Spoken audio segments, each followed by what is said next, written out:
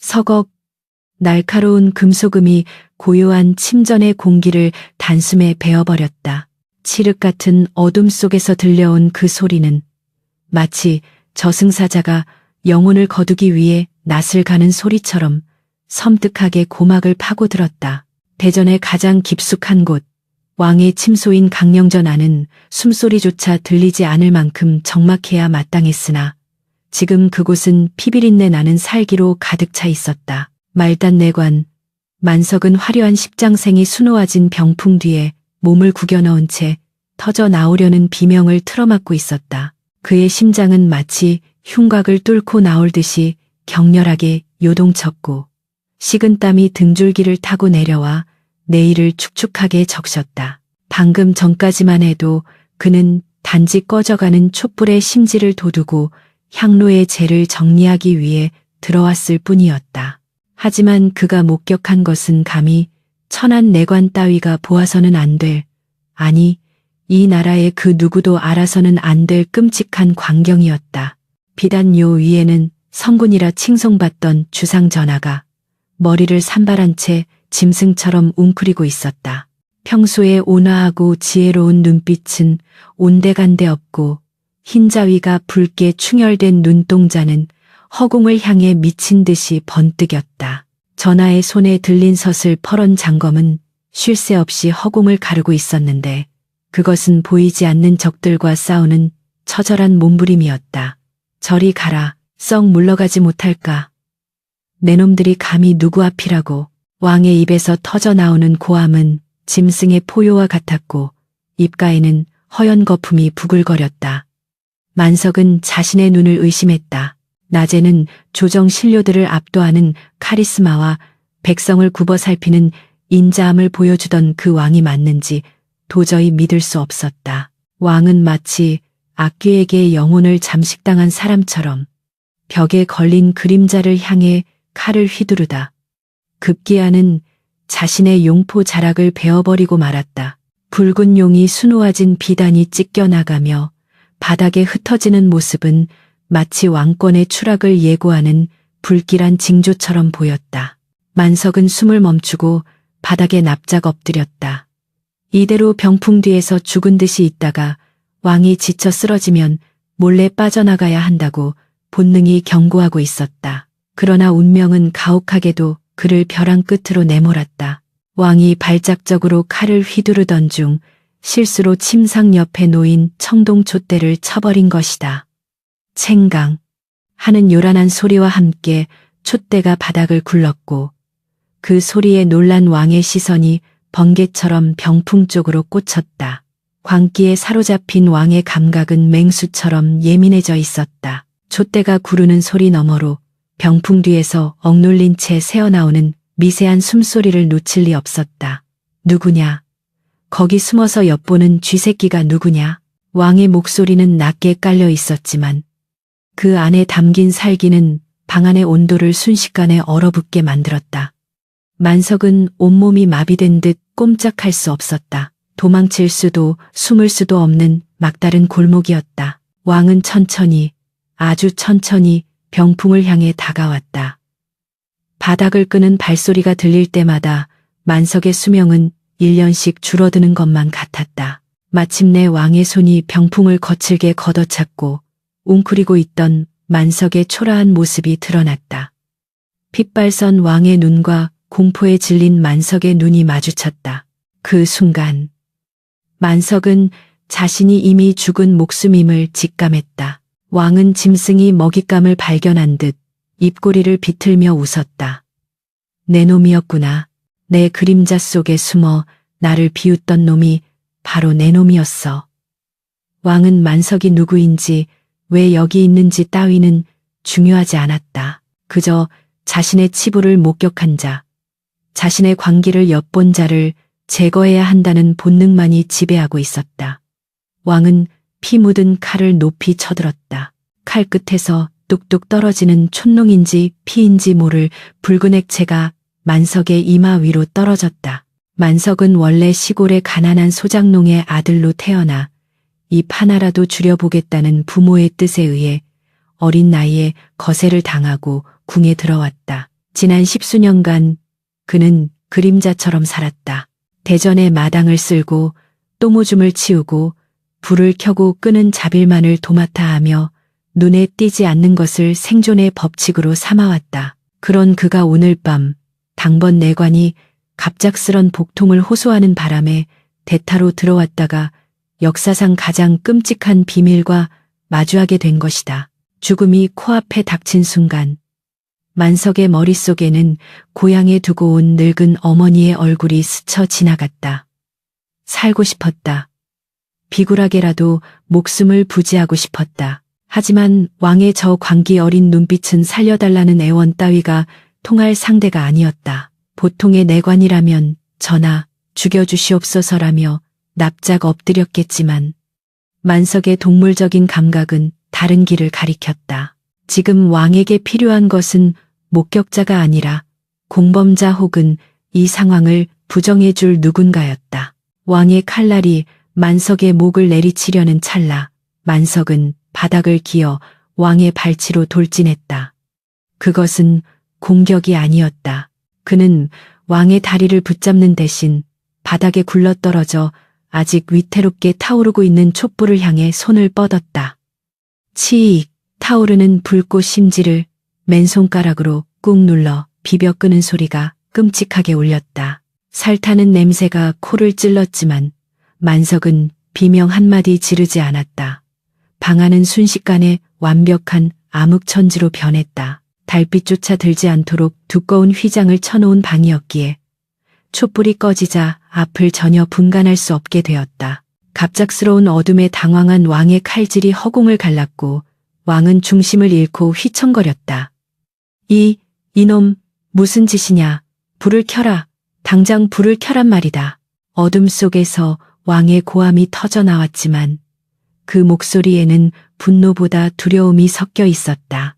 만석은 어둠 속에서 무릎을 꿇고 머리를 조아렸다. 그의 검지와 중지에서는 화상으로 인한 끔찍한 고통이 밀려왔지만 그는 목소리를 가다듬어 차분하고도 단호하게 말했다. 전하, 소인은 칠흑 같은 어둠이라 아무것도 보이지 않사옵니다. 이 방 안에는 오직 전하와 소인 그리고 고요한 어둠만이 있을 뿐이옵니다. 용포가 찢어진 것도 칼이 춤을 춘 것도 소인의 눈이 멀어보지 못하였으니 일어난 일이 아니옵니다.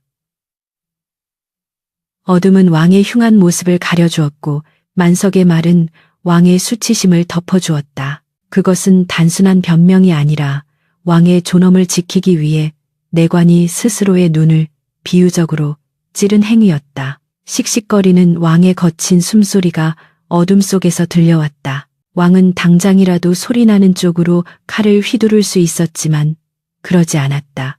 잠시 후 팽팽하던 긴장의 끈이 조금씩 느슨해지는 기류가 흘렀다. 왕은 어둠 속에서 털썩 주저앉았다. 칼이 바닥에 떨어지는 소리가 둔탁하게 울렸다. 만석의 기지가 통한 것이다. 밝은 불빛 아래서 왕은 광인 광른이었지만 어둠 속에서 그는 그저 고독하고 병든 한 인간으로 돌아왔다. 만석은 화상을 입은 손을 부들부들 떨면서도 자세를 흐트러뜨리지 않았다. 소인은 대전의 촛불을 관리하는 미천한 내관이옵니다. 불이 꺼지면 세상의 모든 형상은 사라지고 오직 소리만이 남습니다. 소인은 오늘 밤 전하의 침소에서 아무것도 보지 못하였고 오직 옥체 미령하신 전하께서 잠꼬대 하시는 소리만을 들었을 뿐이옵니다. 만석의 말은 왕에게 퇴로를 열어주는 것이었다. 왕은 자신의 광증을 들켰다는 공포에서 벗어나 이것이 단지 잠꼬대였다는 명분을 얻게 된 셈이었다. 한참의 침묵이 흐른 뒤 어둠 속에서 왕의 목소리가 들려왔다. 아까의 광기 어린 고함이 아닌 지치고 쉰 목소리였다. 너의 이름이 무엇이냐? 왕이 물었다. 만석은 바닥에 이마를 댄 채 대답했다.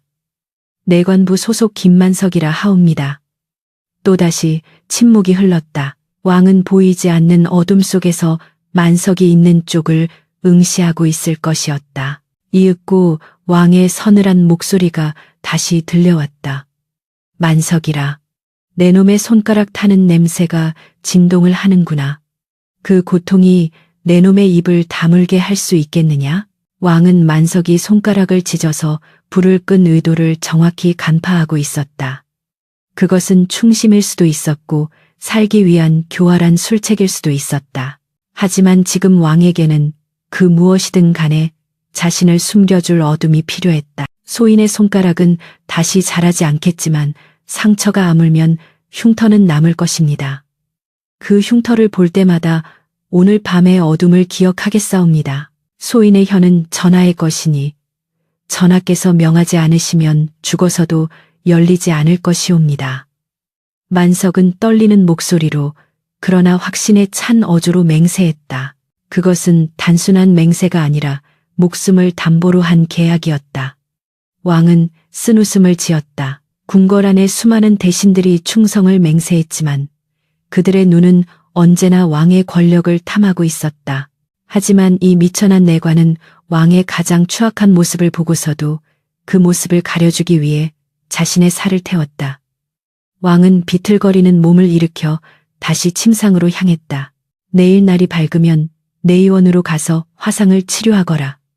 단 촛불을 끄다 실수했다고 고하거라. 그리고 왕의 목소리에 다시금 힘이 실렸다. 앞으로 내 침소의 불은 오직 너만이 다루도록 하라. 다른 놈들은 촛불의 그림자조차 밟지 못하게 하라. 이것은 승진의 명령이 아니었다. 죽을 때까지 왕의 비밀을 지키는 감옥에 갇히라는 형벌과도 같은 명령이었다. 만석은 성은이 망극하옵니다. 라고 대답하며 깊이 절했다. 하지만 그의 가슴속은 안도감보다는 앞으로 닥쳐올 거대한 폭풍우에 대한 두려움으로 가득 찼다. 그는 오늘 밤 목숨을 건졌지만 동시에 왕의 그림자가 되어버린 것이다. 그림자는 빛이 있는 한 결코 사라질 수 없는 존재였다. 만석이 조심스럽게 뒷걸음질쳐 방을 빠져나오려 할 때 왕이 나지막이 중얼거리는 소리가 들렸다. 그들이 내 차에 독을 탔어.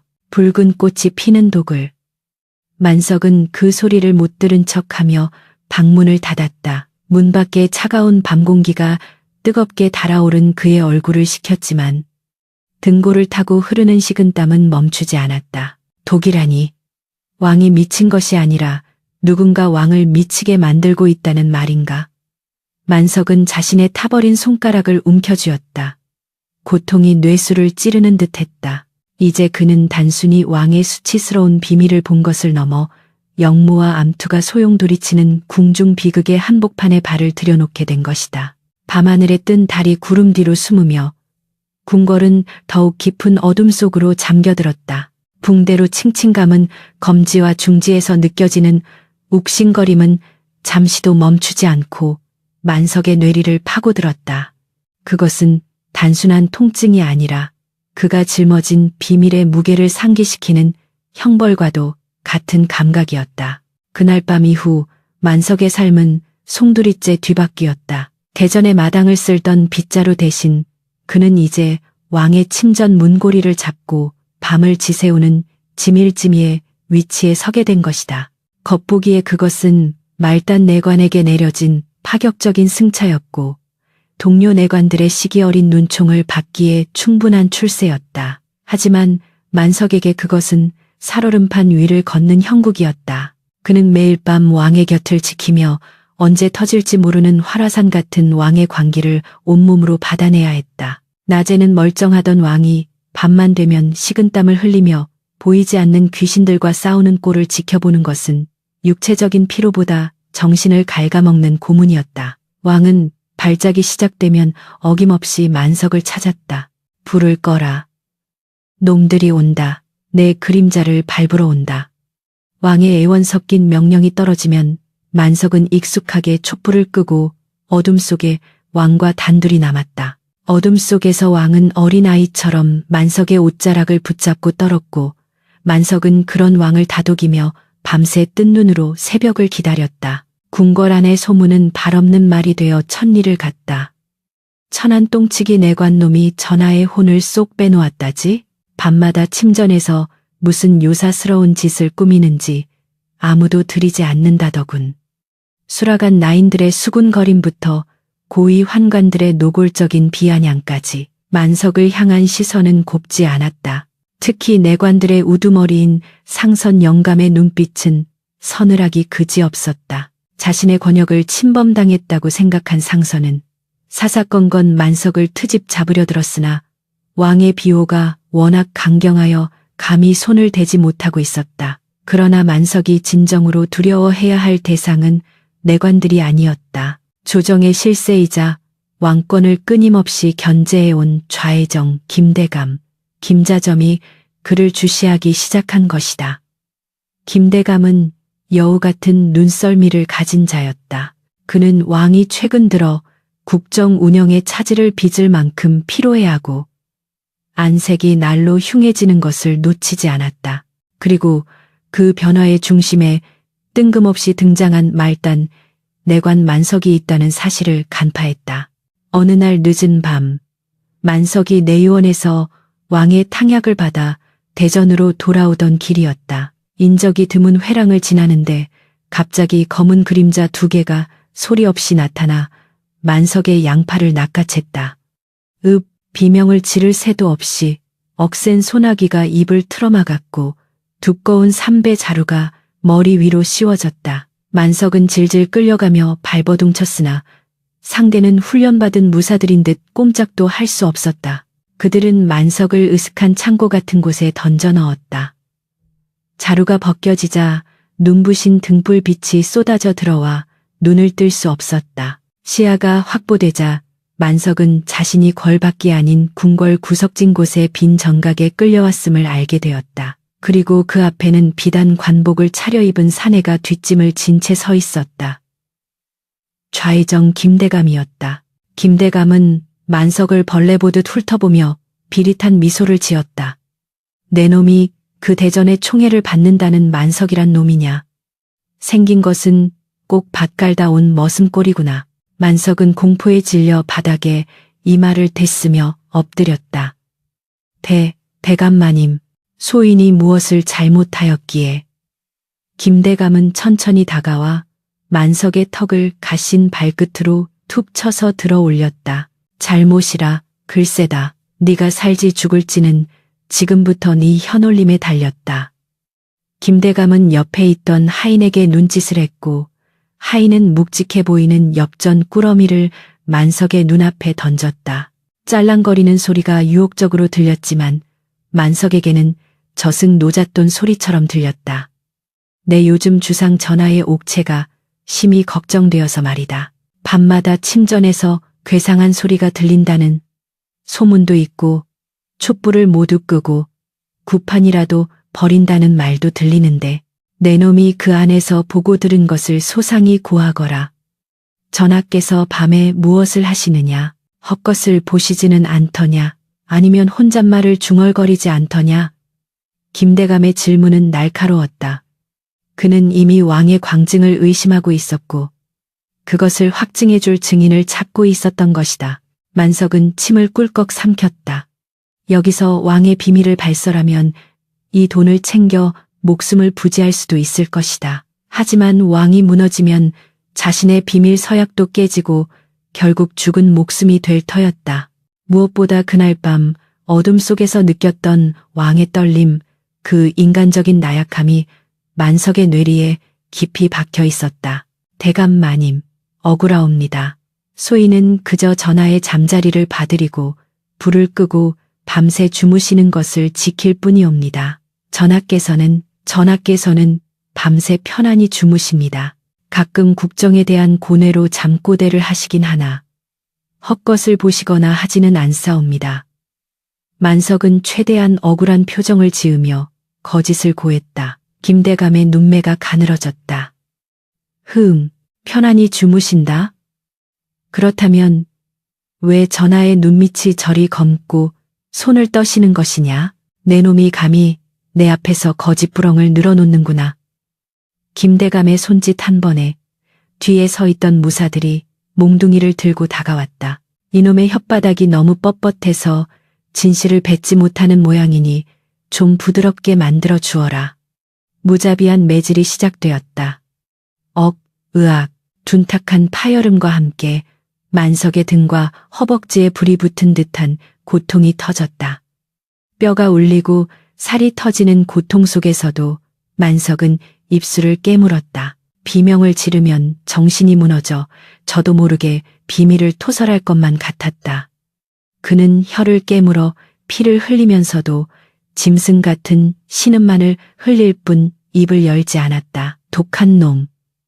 한참을 두들겨 패도 만석이 같은 말만 되풀이하자 김대감은 혀를 찼다. 만석은 피투성이가 된 채 거친 숨을 몰아쉬면서도 눈빛만은 죽지 않고 김대감을 올려다보았다. 소인, 정말 모릅니다. 전하께서는 성군이십니다. 그 모습에 김대감은 묘한 기분을 느꼈다.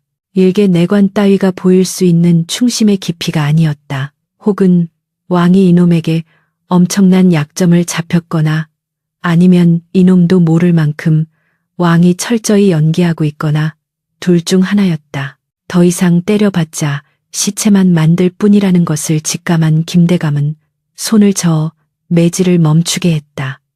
오늘은 이만 놔주어라.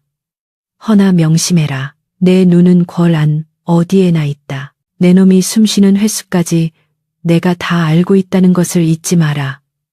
만약 전하의 신변에 이상이 있는데도 네가 숨겼다는 것이 밝혀지면 그때는 매질로 끝나지 않을 것이다. 내 놈의 사지를 찢어 똥통에 처박아 줄 테니. 짐짝처럼 버려진 만석은 비틀거리며 궐 안의 어둠 속을 걸었다. 온몸이 부서질 듯 아팠지만 대전으로 돌아가야만 했다. 왕이 기다리고 있었다. 절뚝거리며 강령전에 도착했을 때 왕은 이미 반쯤 공황 상태에 빠져 있었다. 만석의 피투성이 몰골을 본 왕의 눈이 휘둥그레졌다. 만석아. 꼴이 왜 이러느냐? 누구냐? 누가 너를 이렇게 만들었어? 왕이 다급히 다가와 만석의 어깨를 잡았다. 왕의 손은 뜨거웠다. 고열에 시달리고 있는 것이 분명했다. 만석은 찢어진 입술로 억지 미소를 지어 보였다. 아무것도 아니옵니다. 전하. 어두워서 넘어졌사옵니다. 그저 돌부리에 걸려 굴렀을 뿐이옵니다. 만석은 김대감의 이름을 입에 올리지 않았다. 지금 왕의 상태로 김대감과 맞붙었다간 왕이 광분하여 스스로 파멸의 길로 들어설 것이 뻔했기 때문이었다. 왕은 만석의 말이 거짓임을 알았지만 더 캐묻지 못했다. 자신의 무력함이 자신의 광기가 죄 없는 아랫사람을 다치게 했다는 자책감이 왕의 가슴을 찔렀다. 미안하다. 만석아. 내가 못나서, 내가 미쳐서 너를 고생시키는구나. 왕은 눈물을 흘리며 만석의 손을 잡았다. 붕대 감긴 손과 피 묻은 손이 맞잡혔다. 그 순간 만석은 묘한 감정을 느꼈다. 지엄한 국왕과 천한 내관의 관계가 아니라 벼랑 끝에 몰린 두 인간이 서로를 의지하는 동질감이었다. 하지만 감상에 젖어 있을 시간은 없었다. 왕의 증세가 심상치 않았다. 왕은 헛것을 보는 것을 넘어 이제는 피부에 벌레가 기어가는 듯하다며 팔을 긁어대기 시작했다. 가렵다. 뼛속이 가려워. 불이 타는 것 같아. 왕이 괴로워하며 긁은 자리에는 붉은 반점이 피어올랐다. 만석은 문득 일장 마지막에 왕이 중얼거렸던 말을 떠올렸다. 붉은 꽃이 피는 독. 단순한 헛소리가 아닐지도 모른다는 의심이 확신으로 바뀌는 순간이었다. 김대감이 그토록 집요하게 왕의 상태를 캐내려 했던 이유도 혹시 자신이 쓴 독의 효과를 확인하려던 것은 아닐까? 만석은 왕을 침상에 눕히고 젖은 수건으로 왕의 이마를 닦아내며 생각에 잠겼다. 김대감은 왕이 미쳤다는 증거를 찾아 폐위시키려 하고 있다. 왕은 누군가 자신을 독살하려 한다는 공포에 사로잡혀 진짜로 미쳐가고 있다. 이 죽음의 수레바퀴를 멈추지 않으면 왕도 만석도 모두 끝장이다. 창호지 문 너머로 희미하게 동이 터오고 있었다. 만석은 결심했다. 단순히 비밀을 지키는 것만으로는 부족했다. 그림자 속에 숨어 방어만 해서는 살아남을 수 없었다. 범인이 그림자 속에 숨어 독을 쓴다면 그 그림자를 걷어내는 것 또한 그림자인 자신의 몫이었다. 만석의 눈빛이 매질을 당할 때보다 더욱 단단하게 빛났다. 살얼음판 위를 걷는 자가 살아남는 유일한 방법은 얼음이 깨지기 전에 건너편에 도달하거나 아니면 얼음을 깨고 물귀신을 끌어올리는 것뿐이었다. 아침 조의 시간이 다가오고 있었다. 만석은 아픈 몸을 이끌고 왕의 골룡포를 챙기기 시작했다. 왕이 조회를 걸으면 김대감의 의심은 더욱 깊어질 터였다. 전하, 기침하실 시간이 옵니다. 오늘따라 햇살이 맑습니다. 부디 강건한 모습을 보이시어 저 간악한 무리들의 길을 꺾어주시옵소서. 만석의 간곡한 목소리에 왕은 힘겹게 눈을 떴다. 초췌하지만 도끼 서린 눈빛이 돌아왔다. 왕과 내관, 두 남자는 서로의 눈을 보며 말없는 약속을 나누었다. 반드시 살아남겠노라고. 그리고 그 약속 뒤편에는 만석이 이제부터 시작해야 할 위험천만한 탐정 노름이 기다리고 있었다. 수라간, 내의원, 그리고 김대감의 사각까지 연결된 보이지 않는 독의 연결고리를 찾아내는 것. 그것은 목숨을 건 숨바꼭질의 시작이었다. 달빛이 창호지 문을 푸르스름하게 물들이는 깊은 밤, 강령전의 공기는 무겁게 가라앉아 있었다. 왕의 쇠약함은 이제 눈으로 보일 정도로 역력했다. 한때 호랑이처럼 기백이 넘치던 풍채는 온데간데 없고 앙상하게 마른 어깨는 수시로 떨렸다. 만석은 왕의 머리맡에 앉아 마른 수건으로 식은땀을 닦아내며 왕의 거친 숨소리에 귀를 기울였다. 끙, 끙. 왕이 뱉어내는 신음은 고통스러웠고 입술은 타들어간 장작처럼 까맣게 말라 있었다. 만석의 시선은 탁자 위에 놓인 찻잔에 머물렀다. 매일 밤 잠을 이루지 못하는 왕을 위해 수라간에서 올려보내는 안신탕이었다. 마음을 편안하게 해준다는 그 차를 마실 때마다 왕은 잠시 진정되는 듯 하다가도 이내 더욱 격렬한 악몽과 환각에 시달리곤 했다. 만석의 뇌리에 번개처럼 스치는 생각이 있었다. 왕의 광기는 자연스러운 병이 아니다. 그것은 매일 밤 아주 조금씩 은밀하게 주입되고 있는 죽음이었다. 만석은 그날 밤 왕이 약 기운에 취해 선잠이 든 틈을 타 조용히 침전을 빠져나왔다. 그의 발걸음은 유령처럼 소리가 없었다. 내관 생활 10수년 동안 익힌 것은 눈치와 발소리 죽이는 법뿐이었으나 오늘 밤 그 비천한 기술이 나라의 운명을 쥐고 있었다. 그는 수라간으로 향했다. 궐내의 모든 음식과 약재가 모이는 곳, 그곳에 반드시 꼬리가 있을 것이라 확신했다. 수라간 근처에 다다르자 늦은 시각임에도 불구하고 희미한 불빛이 새어 나오고 있었다. 만석은 담벼락 그늘에 몸을 숨기고 숨죽여 안을 살폈다. 안에서는 수라간의 최고 상궁과 낯선 사내가 은밀히 대화를 나누고 있었다. 사내의 얼굴은 어둠에 가려 보이지 않았으나 그의 허리춤에 매달린 놀이개는 낯이 익었다. 그것은 김대감의 사가에서 일하는 집사들이 차고 다니는 표식이었다. 이번 달 약재는 양을 조금 더 늘리십시오. 대감 마님의 분부입니다. 사내의 낮고 으스스한 목소리가 들렸다. 상궁은 주위를 두리번거리며 떨리는 손으로 작은 약포를 받아들었다. 하오나 전하의 옥체가 이미 한계에 다다르셨습니다. 여기서 더 쓰다가는 정말 큰일이 날 수도.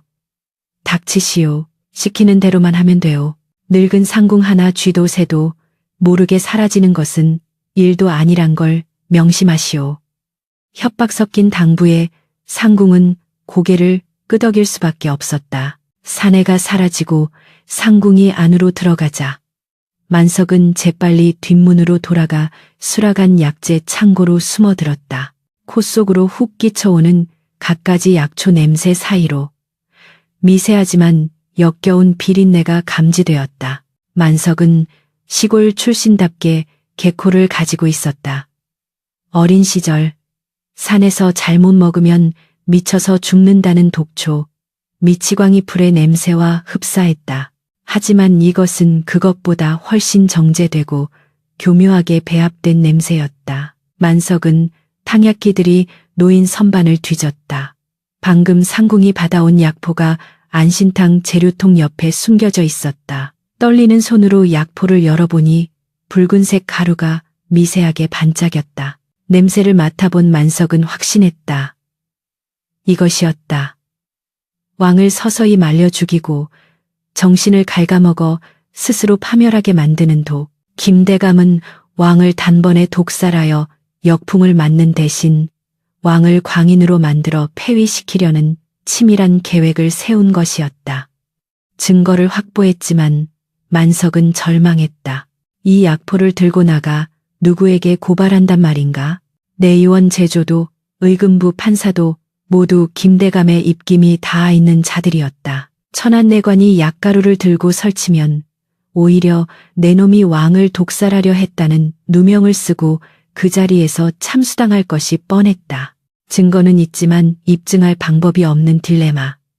만석은 다시 강령전으로 돌아오는 길 내내 입술을 피가 나도록 깨물었다. 하늘에 뜬 달은 야속하게도 밝았고 만석의 그림자는 길게 늘어졌다. 그때였다. 멀리서 내관들이 웅성거리는 소리가 들렸다. 전하께서 또 발작을 일으키셨다. 만석의 심장이 철렁 내려앉았다. 그는 젖먹던 힘을 다해 강령전으로 달렸다. 방 안으로 뛰어들자 왕은 이미 침상에서 굴러떨어져 바닥을 뒹굴고 있었다. 벌레가 내 뇌 속을 파먹는다. 끄아. 왕은 머리를 바닥에 미치며 자해를 하고 있었고 주위의 내관들과 궁녀들은 어쩔 줄 몰라 발만 동동 구르고 있었다. 그때 방문이 열리며 수라간 상궁이 찻상을 들고 들어왔다. 전하, 진정하시옵소서. 안신탕을 대령하여 싸웁니다. 이걸 드시면 좀 나아지실 것입니다. 상궁의 목소리는 평온해 보였지만 찻잔을 잡은 손끝은 미세하게 떨리고 있었다. 김대감의 첩자인 상궁이 가져온 저 차. 저걸 마시면 왕은 오늘 밤을 넘기지 못하고 완전히 이성을 잃을지도 모른다. 왕은 고통에 못 이겨 상궁이 내미는 찻잔을 덥석 잡으려 했다. 멈춰야 했다. 하지만 어떻게 멈추십시오 라고 소리쳐봤자 아무도 믿지 않을 것이며 독이 들었다고 해도 검증하는 과정에서 바꿔치기 당하면 그만이었다. 그 짧은 찰나 만석의 머릿속에 번뜩이는 하지만 치명적인 계책이 떠올랐다. 왕이 찻잔을 입에 가져가려는 순간 만석이 바닥을 박차고 튀어나갔다. 전하, 탕약이 너무 뜨겁사옵니다. 소인이 먼저 기미치회하여 온도를 맞추겠나이다. 만석의 행동은 무례하기 짝이 없었다. 왕이 마시려는 것을 가로채는 것은 죽어 마땅한 죄였다. 그러나 만석에게는 망설일 시간이 없었다. 그는 왕의 손에 들린 찻잔을 거의 빼앗다시피 하여 자신의 입으로 가져갔다. 주위에서 저 미친놈이 하는 경악의 외침이 터져 나왔다. 꿀꺽. 뜨거운 액체가 목구멍을 타고 넘어갔다. 쌉싸름한 맛 뒤에 숨겨진 혀끝을 마비시키는 찌릿한 감각이 즉시 느껴졌다. 만석은 찻잔을 단숨에 비워버렸다. 그리고 빈잔을 내려놓으며 왕을 바라보았다. 왕은 멍하니 만석을 쳐다보고 있었다. 1초, 2초, 3초. 침묵이 흘렀다. 네 이놈. 감히 전하의 수라를. 상선 영감이 호통을 치며 다가오려는 순간 만석의 몸이 거세게 휘청거렸다. 크어. 만석의 입에서 검붉은 피가 뿜어져 나왔다.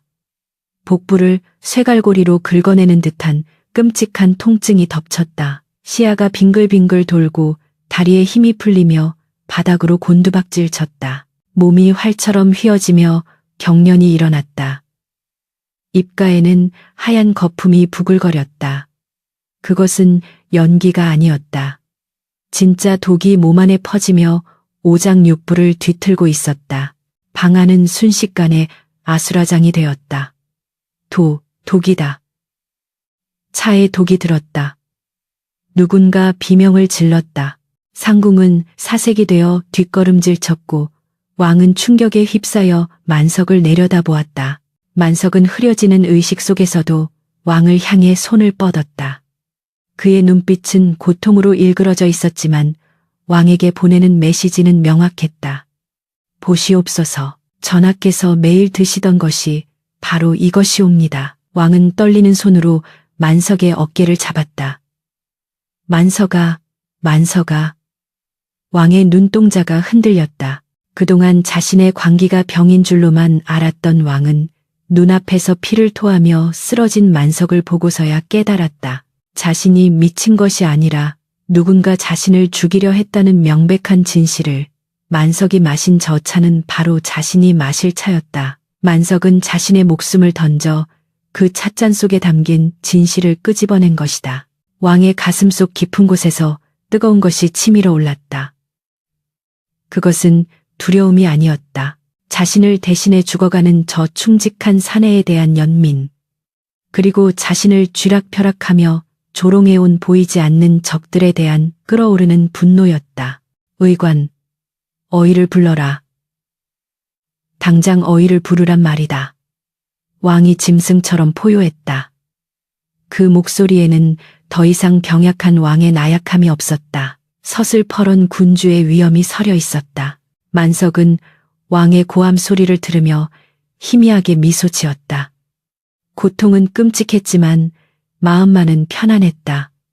이제 왕은 알게 되었다. 그림자 속에 숨어있던 독사가 드디어 꼬리를 밟힌 것이다. 만석의 의식은 점차 어둠 속으로 가라앉았다. 전하, 부디 살아남으소서. 이놈의 목숨값으로 부디 각성하소서. 만석의 고개가 툭 떨어졌다. 왕은 만석을 품에 안고 주위를 둘러보았다. 그의 눈빛은 도끼 어린 차가움으로 번뜩였다. 안신탕을 가져온 상궁은 이미 바닥에 주저앉아 벌벌 떨고 있었다. 달빛이 구름에 가려지고 궁궐에는 폭풍전야의 긴장감이 감돌았다. 만석이 피로 쓴 고발장은 이제 왕의 손에 쥐어졌다. 이것은 단순한 중독 사고가 아니었다. 왕권을 향한 정면 도전에 대한 선전포고였다. 왕은 의식을 잃은 만석을 내려다보며 나지막이, 그러나 뼈에 사무치는 목소리로 맹세했다. 내 기필코 살려낼 것이다. 네가 나를 살렸으니 나 또한 너를 살릴 것이다. 그리고 감히 짐의 그림자를 밟고 너를 해하려 한 놈들, 그놈들의 피로 이 바닥을 씻어내리라. 왕은 더 이상 미친 왕이 아니었다. 독을 삼킨 사내가 왕의 잠든 야성을 깨운 것이다. 밤은 깊었으나 강령전의 촛불은 이제 그 어느 때보다 뜨겁게 타오르고 있었다. 차가운 빗방울이 만석의 뜨거운 이마를 때렸다. 정신이 혼미한 가운데 느껴지는 것은 살을 파고드는 오랏줄의 감촉과 코끝을 찌르는 비릿한 피냄새, 그리고 죽음의 그림자가 드리운 축축한 흙냄새뿐이었다. 눈을 뜨려 노력했지만 도끼운이 아직 전신을 휘감고 있어 시야는 물먹은 창호지처럼 흐릿했다. 그가 끌려 나온 곳은 의금부의 추국장 퇴례찬이었다. 붉은 관복을 입은 형리들이 도깨비처럼 서 있었고 그 너머 높은 단상에는 좌의정 김대감이 서리빨 같은 표정으로 내려다보고 있었다. 만석이 쓰러진 직후 김대감은 즉시 그를 영모의 죄인으로 몰아 의금부로 압송했다. 죄목은 시의 미수, 왕의 탕약에 독을 타려다 실수로 자신이 마시고 쓰러졌다는 말도 안 되지만 권력 앞에서는 진실이 되는 억지 논리였다. 김대감에게는 만석이 독을 탔느냐 안 탔느냐는 중요하지 않았다. 왕이 독의 존재를 알아차리기 전에, 그리고 만석이 입을 열기 전에 그를 독살범으로 만들어 처형해 버리는 것이 시급했다. 죄인 김만석은 듣거라. 김대감의 호령이 천둥처럼 추국장을 울렸다.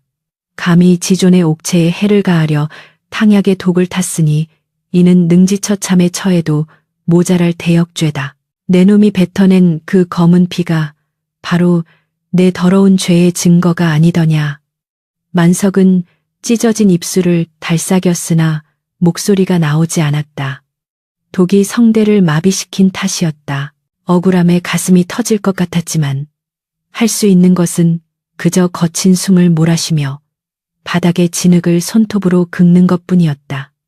형틀에 묶인 그의 몸은 이미 만신창이었다. 독을 빼낸답시고 억지로 먹인 잿물 때문에 속은 뒤집어졌고 이어진 고문으로 정강이 뼈가 으스러질 듯 아팠다. 김대감은 시간을 끌 생각이 없었다. 저놈이 독 기운에 헛소리를 하기 전에 즉시 참수하여 그 목을 저작거리에 내걸어라. 이것은 종묘사직을 지키기 위한 충정의 결단이다. 망나니가 춤을 추며 시퍼런 칼날에 물을 뿜었다. 푸우 흩날리는 물방울이 만석의 목덜미를 적셨다. 만석은 눈을 감았다. 이렇게 끝나는 것인가? 왕을 살리기 위해 독을 삼켰으나 결국 역적의 누명을 쓰고 죽는 것이 그림자의 운명인가? 하지만 후회는 없었다. 그 찰나의 순간 왕의 눈빛이 돌아오는 것을 보았으니까. 왕이 살아남는다면 언젠가는 자신의 억울함도 밝혀지리라 믿으며 만석은 목을 길게 뺐다. 칼날이 허공을 가르며 내려오는 섬뜩한 바람 소리가 귓가를 스쳤다. 멈추어라. 뇌성병력 같은 고함이 추국장의 빗줄기를 뚫고 터져나왔다. 그 소리의 위엄에 망나니의 칼이 만석의 목바로 위에서 딱 멈추어 섰다. 모든 시선이 소리가 난 곳으로 쏠렸다. 의금부의 육중한 대문이 활짝 열리며 비틀거리는 발걸음에 한 사내가 걸어 들어오고 있었다. 머리는 산발하고 옷은 흐트러진 잠옷 차림이었으며 맨발은 빗물과 진흙으로 엉망이었다. 그러나 그 눈빛만은 굶주린 호랑이처럼 형형하게 빛나고 있었다. 주상 전하였다. 김대감의 눈동자가 지진이라도 난 듯 흔들렸다. 전하, 어찌하여 이곳까지? 김대감은 당황하여 말을 더듬었다. 왕은 며칠이고 누워 있어야 할 위중한 상태였다. 아니, 김대감의 계획대로라면 지금쯤 독기운이 퍼져 인사불성이 되었어야 했다. 그러나 왕은 의관들의 만류를 뿌리치고 억수같이 쏟아지는 비를 뚫고 이곳까지 걸어온 것이다. 왕은 아무 말 없이 단상으로 올라갔다.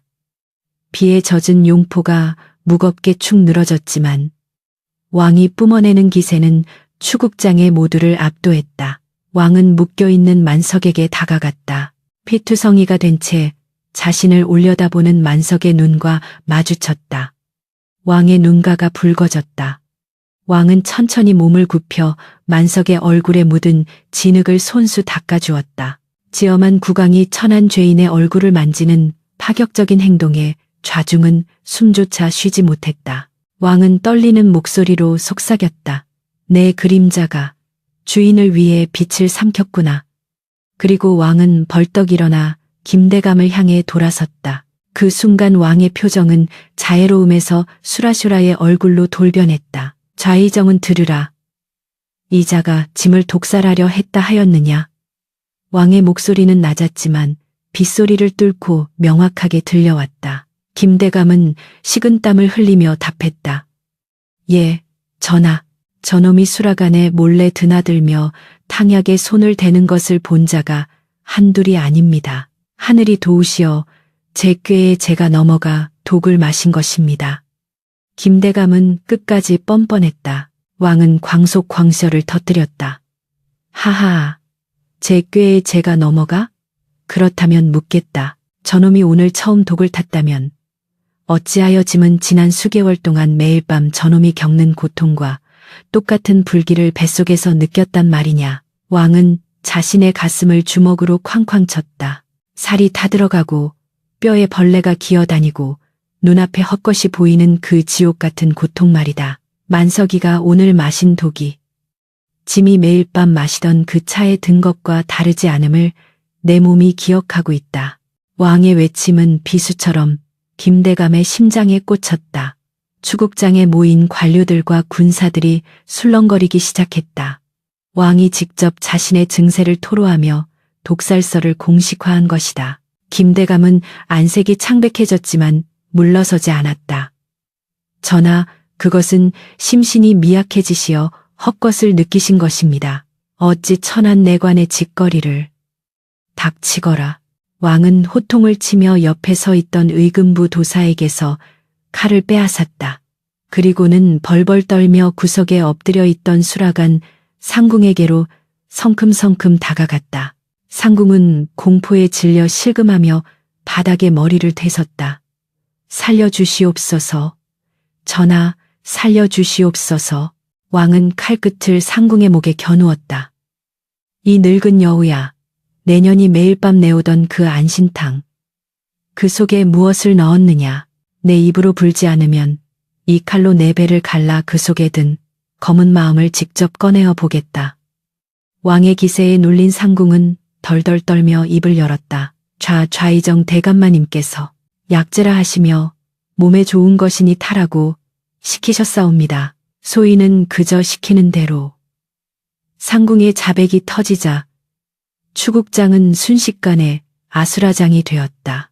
모든 시선이 김대감에게 꽂혔다. 김대감은 이 미친년이 어디서 함부로 주둥이를 놀리느냐 하며 상궁을 발로 차려 했으나 왕이 칼을 휘둘러 그를 제지했다. 내 놈의 혀가 길구나. 짐이 미친 것이 아니라 내 놈의 탐욕이 미쳐 날뛰는 것이었어. 왕은 칼을 땅에 꽂고 김대감을 노려보았다. 빗물이 왕의 얼굴을 타고 흘러내려 마치 피눈물처럼 보였다. 좌의정 김자점은 짐을 독살하고 국정을 농단하려 한 영모의 괴수다. 의금부도사는 당장 저놈을 포박하여 하옥하라. 그리고 저놈과 결탁한 내의원 제조, 수라간 별감 등 관련된 모든 놈들을 낱낱이 잡아들여라. 쥐새끼 한 마리라도 놓치면 너희들도 무사치 못할 것이다. 왕의 명령은 서리빨 같았다. 형리들이 머뭇거리자 왕이 다시 한번 당장 하고 소리쳤다. 그제야 사태 파악이 된 군사들이 김대감을 애워쌌다. 김대감은 발악했다. 이거 놓아라. 내가 누구인지 아느냐. 전하, 어찌 저런 천한 것들의 말만 믿고 신을 의심하십니까? 이것은 모함입니다. 그러나 이미 대세는 기울었다. 왕은 더 이상 허수아비가 아니었다. 김대감과 그 일당들이 줄줄이 굴비 엮이듯 끌려나가는 모습을 보며 왕은 깊은 한숨을 내쉬었다. 긴장이 풀리자 다리가 후들거렸다. 왕은 다시 만석에게 다가갔다. 형리들이 황급히 만석의 결박을 풀었다. 만석은 축 늘어진 채 의식을 잃어가고 있었지만 입가에는 희미한 미소가 걸려 있었다. 왕은 빗물과 피범벅이 된 만석을 직접 안아 일으켰다. 골룡포가 더러워지는 것 따위는 안중에도 없었다. 어이를 불러라. 내의원의 모든 약재를 써서라도 이 사람을 살려내라. 만약 이자가 죽는다면 내의원 전원을 함께 순장시킬 것이다. 왕의 목소리에는 간절함과 단호함이 배어 있었다. 왕의 품에 안긴 만석은 어렴풋이 왕의 목소리를 들었다. 따뜻했다. 태어나서 처음 느껴보는 온기였다. 거세된 내관으로 살며 평생 누군가의 그림자로 감정 없는 도구로 취급받았던 그였다. 하지만 지금 이 순간 그는 조선의 지존에게 가장 소중한 사람으로 대접받고 있었다. 전하, 이제 되셨습니다. 부디 성군이 되시옵소서. 만석은 속으로 마지막 인사를 건네며 깊은 어둠 속으로 빠져들었다. 비는 그치지 않고 계속 내렸지만 추국장의 공기는 더 이상 차갑지 않았다. 왕은 만석을 안고 대전으로 향했다. 내관들이 가마를 대령하려 했으나 왕은 고개를 저었다. 왕은 자신의 두 발로 자신의 생명의 은인을 안고 걸어갔다. 빗속을 걸어가는 왕의 뒷모습은 그 어느 때보다 거대해 보였다. 그것은 권력의 무게가 아니라 생명의 무게를 짊어진 진정한 군주의 모습이었다. 궁궐의 사람들은 엎드려 그 모습을 지켜보았다. 왕의 광증이라 불리던 어둠의 시대가 끝나고 피로 씻겨진 새로운 아침이 오고 있음을 모두가 직감했다. 그러나 그 아침을 열기 위해 쓰러진 작은 촛불 하나가 다시 타오를 수 있을지는 오직 하늘만이 알고 있을 일이었다. 만석의 가늘게 떨리는 손끝에서 빗방울이 뚝뚝 떨어졌다. 마치 그가 흘리지 못한 눈물처럼 봄바람에 실려온 매화 향기가 코끝을 간지럽혔다. 짙게 깔려있던 피비린내와 곰팡내 대신 생명이 움트는 향긋한 냄새가 만석의 의식을 천천히 깨웠다. 무겁게 내려앉았던 눈꺼풀을 힘겹게 들어올리자 눈부신 햇살이 창살 틈으로 쏟아져 들어와 먼지들과 함께 춤을 추고 있었다. 이곳은 차가운 의금부의 감옥도 퀴퀴한 내관들의 숙소도 아니었다. 은은한 양냄새가 감도는 정갈하고 따뜻한 온돌방이었다. 만석은 마른 침을 삼키며 몸을 일으키려 했으나 뱃속 깊은 곳에서 올라오는 둔탁한 통증에 윽 하고 신음을 흘리며 다시 자리에 누웠다. 독은 빠져나갔으나 그 독이 핥히고 간 상처는 오장육부에 깊은 흉터를 남긴 모양이었다. 하지만 살아있었다. 심장이 뛰고 폐가 숨을 들이마시고 있었다. 죽음의 문턱까지 갔다가 염라대왕의 명부에서 이름이 지워져 다시 이승으로 쫓겨난 기분이었다. 정신이 드느냐. 익숙하면서도 낯선 목소리가 들려왔다. 만석이 고개를 돌리자 침상 곁 의자에 앉아 책을 읽고 있던 사내가 책을 덮으며 그를 바라보았다. 골룡포가 아닌 수수한 평복 차림이었지만 그 기품과 위엄은 감출 수 없었다. 주상 전하였다. 만석은 화들짝 놀라 침상에서 내려와 바닥에 엎드리려 했다. 전하, 어찌 이곳에. 그러나 몸이 말을 듣지 않아 비틀거리는 그를 왕이 손수 부축하여 다시 눕혔다. 누워있거라. 내 놈이 또다시 피를 토하고 쓰러지면 내의원 의관들의 목이 남아나지 않을 것이다. 왕의 목소리에는 예전의 날 선광기 대신 봄볕 같은 따스함이 배어 있었다. 만석은 멍하니 왕의 얼굴을 올려다 보았다. 사타던 눈은 생기를 되찾았고 거칠었던 피부는 윤기가 돌았다.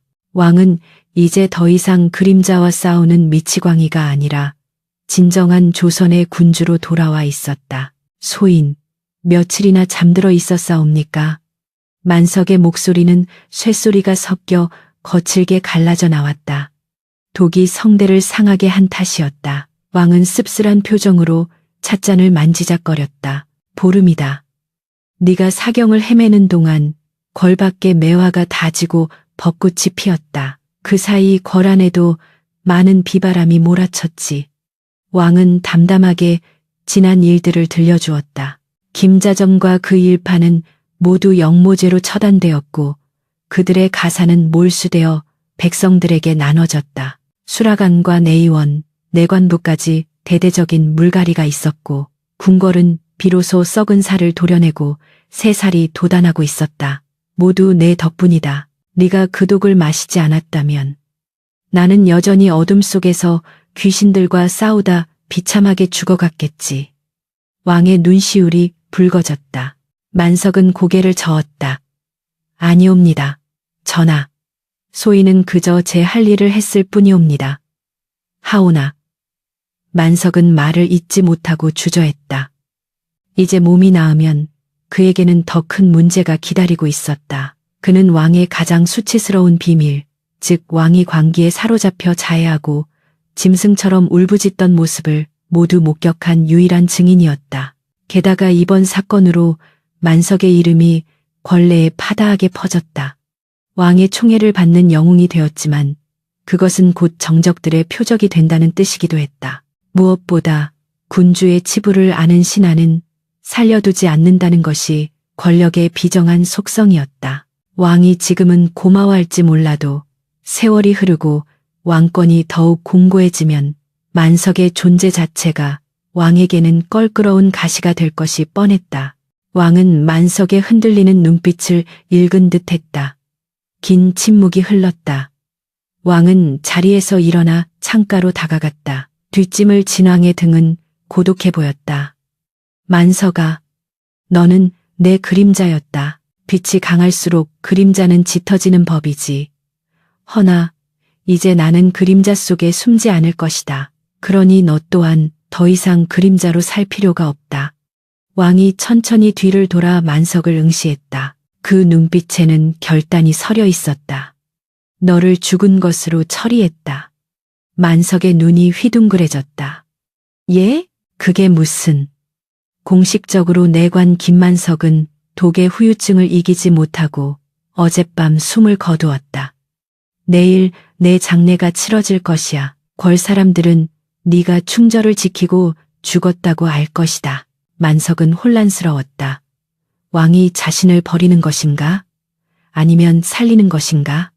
왕은 품에서 낡은 호패 하나와 문서 한 장을 꺼내 만석의 이불 위에 놓았다. 이것은 새로운 신분패와 한양에서 멀리 떨어진 강원도 산골의 작은 집 문서다.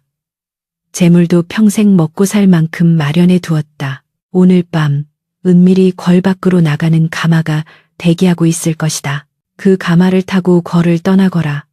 그리고 다시는 한양 땅을 밟지 말거라. 왕의 목소리가 미세하게 떨렸다. 그것은 축객령 주커린이 아니었다. 왕의 비밀을 아는 자가 궐 안에 있으면 언젠가는 죽임을 당할 수밖에 없는 운명을 알기에 왕이 베풀 수 있는 최고의 자비이자 배려였다. 만석을 살리기 위해 만석이라는 존재를 세상에서 지워버린 것이다. 만석은 떨리는 손으로 호패를 쥐었다. 박노인, 그것이 그의 새로운 이름이었다. 내관 김만석은 죽고 평범한 촌로 박노인으로 다시 태어나는 순간이었다. 눈물이 볼을 타고 흘러내렸다. 엎드려 절을 하려 하자 왕이 다가와 그의 어깨를 꽉 잡았다. 절하지 마라. 이제 너와 나는 군신 관계가 아니다. 너는 내 생명의 은인이고 나는 빚진 사내일 뿐이다. 가서 부디 평안히 살아라. 낚시나 하고 흙이나 만지며 세상에 더러운 꼴 따위는 보지 말고 그렇게 자유롭게 살아라. 왕의 따뜻한 손길이 만석의 어깨를 토닥였다. 그것이 마지막이었다. 왕은 뒤도 돌아보지 않고 방을 나갔다. 문이 닫히고 남겨진 만석은 호패를 가슴에 품고 오열했다. 그것은 슬픔의 눈물이 아니라 족쇄가 풀린 자의 뜨거운 해방감이었다. 세월은 유수와 같이 흘러 10년이라는 시간이 지났다. 강원도 영월의 동강 동장 줄기가 굽이치는 한적한 강가. 가을 햇살이 강물 위에 부서져 금비늘처럼 반짝이고 있었다. 강가 바위에 앉아 낚싯대를 들이운 늙은 사내가 있었다. 희끗희끗한 머리에 굵게 패인 주름, 그리고 촌부의 허름한 옷차림을 한 그는 마치 풍경의 일부처럼 고요했다. 만석이었다. 아니, 이제는 박노인이라 불리는 사내였다. 낚싯줄 끝에 매달린 찌가 까딱거렸지만 그는 챔질을 할 생각이 없는 듯 무심하게 강물만 바라보고 있었다. 그의 곁에는 반쯤 비워진 탁주 한 병과 낡은 찻잔 하나가 놓여 있었다. 그의 손가락은 여전히 흉측했다. 불에 타 뭉러진 검지와 중지는 10년 전 그날 밤에 뜨거웠던 촛불을 증거하고 있었다. 가끔 비가 오면 욱신거렸지만 그 통증조차 이제는 친구처럼 느껴졌다. 궁궐에서의 삶은 전생의 기억처럼 아득했다. 화려한 용포도, 서슬퍼런 권력 다툼도, 피냄새 나는 음모도 이곳 강가에는 없었다. 오직 흐르는 물소리와 바람소리뿐이었다. 그는 가끔 궁금했다. 그분은 잘 계실까? 여전히 밤잠을 설치지는 않으실까? 성군이 되어 백성들의 칭송을 듣고 계실까? 소문으로 듣자 하니 나라는 태평성대라 했다. 그것으로 좋겠다. 고기가 꽤나 역물인가 봅니다. 미끼만 따먹고 도망가는 걸 보니 등 뒤에서 묵직한 목소리가 들려왔다. 만석은 흠칫 놀라 고개를 돌리지 못했다. 심장이 10년 전 그날처럼 쿵쾅거리기 시작했다.